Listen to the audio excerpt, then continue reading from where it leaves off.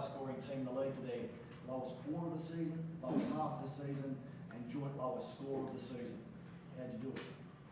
Yeah, I think the guy sitting next to me did a hell of a job today. You know, Tyler's one of the most talented scorers in the league, and I thought Flynn's connection with him today and just making it difficult for him was a big key.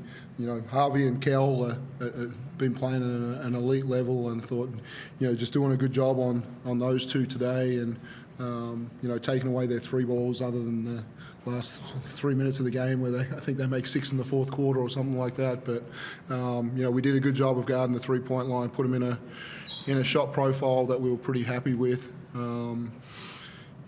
Still some offensive rebounds and things that we can tidy up, but there was, in some ways, there was a little similar game plan of personnel to Adelaide, and we kind of felt comfortable with the personnel on the floor. And so obviously, Delhi and Shea not being there, two elite defenders, we needed other people to step up, and Flynn was a big one today. Good minutes from Joel Foxwell coming in. CG, IC, were all huge for us in the role changes that they needed today. When you consider you're off that loss against the Phoenix, you're trying to avoid losing back-to-back games. You haven't done it for more than a season now. And you come in without your two best defenders, one loss last week, but then Delhi. How significant is this win to beat the Hawks in their form on their home floor off what you've imbued with? Yeah, it's a great win. We talked about it being, writing our little story and waking up in the morning and say that was a, exceptional win. And, I think we just tried to give it real role clarity today about what we needed from everyone. We had 10 players, and, everyone just knew what they needed to do. And, our fives were just going to keep subbing for each other, and then we just had to, really mix up our guards. We needed more. Obviously, IC won a championship with a injury at Sydney where he had to be the point guard, and so we reflected on that moment a little bit about him just coming in and running the team.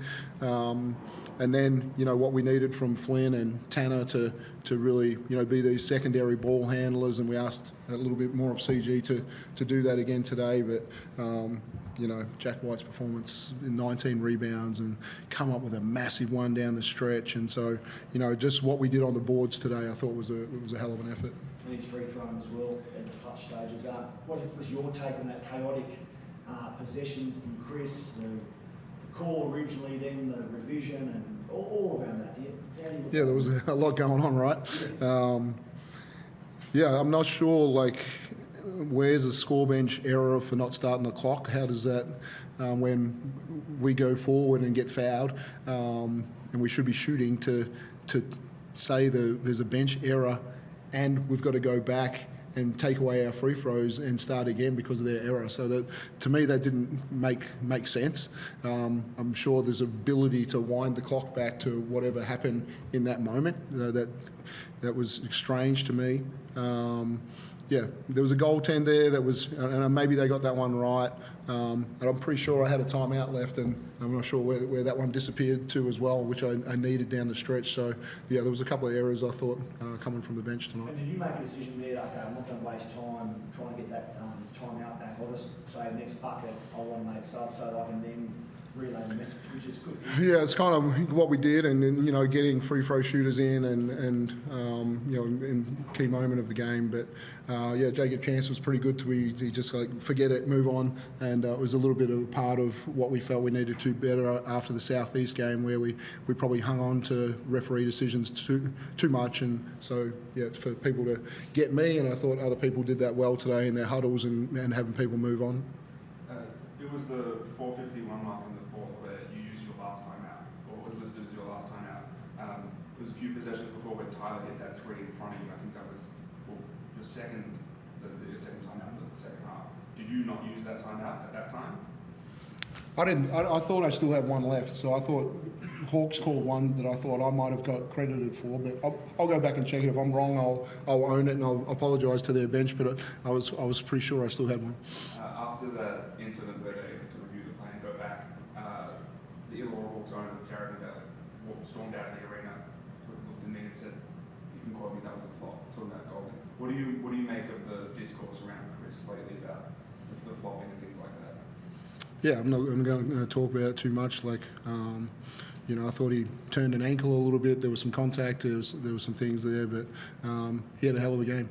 And, he was huge for us today, the way he wanted the basketball in big moments, the shots he wanted to take, and that's the Chris Golding that I want to talk about. Birthday today, so one to celebrate for him. Flynn, when did you know that Delhi wasn't going to play today, and how do you prepare yourself for obviously more usage, more opportunities?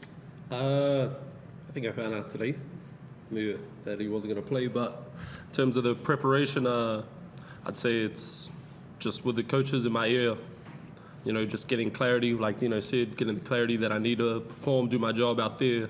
But also, Shilly messaged me before the game, told me what things to focus on, what's okay to do.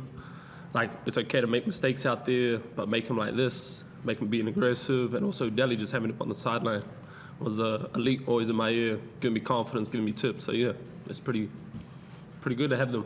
Yeah. You look particularly aggressive, like coming off on balls, finishing at the rim, finding your shot. Was that something that Dean and Delhi and Shilly were telling you before the game? Oh, for sure. Yeah, just be aggressive. Yeah, that was probably the one thing reiterated to me throughout the game. Be aggressive. So how many times you started in your career? I know it's the first start of the season. This is Yeah. game 39. How many starts? This is my second start. Second. First one was last year against Cairns. Wasn't the best game for us or me either. I think I fouled out for the third quarter, so yeah, I like to forget about that one. But yeah, just happy that I stayed ready and happy that my teammates had my back as well. Jay, you came here, semi-final replay, knowing the task was to keep the Hawks under 100 as you did, knowing that they were going to be hungry at home after Game 3 last year, when News advanced to the grand final. How did you assess this game after you did your job with the boys? Yeah, and it's a fun environment to come and play in, and I saw that highlight today of Davo getting that offensive rebound and putting it back in and sending it to overtime, and now we come down the stretch where do we foul on the last possession? Do we? Blanchfield was shooting it pretty well, and he got a reasonable look in that one, and so yeah, I was just hoping they missed one, and we didn't. We had a chance to win it in regular time and not have to go to overtime. So yeah, hell of a contest. They're a great team. I'm not sure what happened to Kel in the second half, and we didn't see too much of him, but yeah. Both teams had some people out, and we had people step up today, which is the most pleasing thing. You coach Davo in Melbourne, obviously. He goes an extension today. The way he performed today as well, what do you make of his growth over the past few years? Yeah, no, I congratulated him after the game on the contract extension, and so pleased that he's found a great home. Hawks are lucky to have him. He's just getting better and better, and such a problem just going to the rim today. It's like he has so much time, whether he finishes at the rim or he dumps off to somebody, and I think as his three ball continues to advance over time, which I'm sure the Hawks will put a lot of work into over these next 3 years. Loves playing defense, loves to make hustle plays. He's becoming quite a winner, so yeah, I'm so happy for him in his career and what he's got in front of him. Flynn, Dean mentioned the Adelaide game and the similarities as far as stopping DJ and stopping Tyler. That was Shilly's job. What's it like to sort of be tasked with a job that the best defender in the league is often doing? It's pretty awesome. Just coming in and making an impact defensively. Like, we got elite scorers, like the best scorers in the league, in my opinion. So just being able to make an impact on the defensive end, give these guys rest. Yeah, I think it's awesome. It's a privilege. Is there a text waiting from Dad when you got back? I don't know if you had time to check your phone yet. Yeah, he texted me before the game, say play some good defense. So yeah, so he said good job afterwards. We spoke about his defense, coach. There was some sweet buckets. There was a range, tough buckets, athletic buckets. He did it offensively as well tonight, right? Oh yeah, that was the role tonight. Just go 7 or 8 from 2 and make massive plays when we don't have much going on.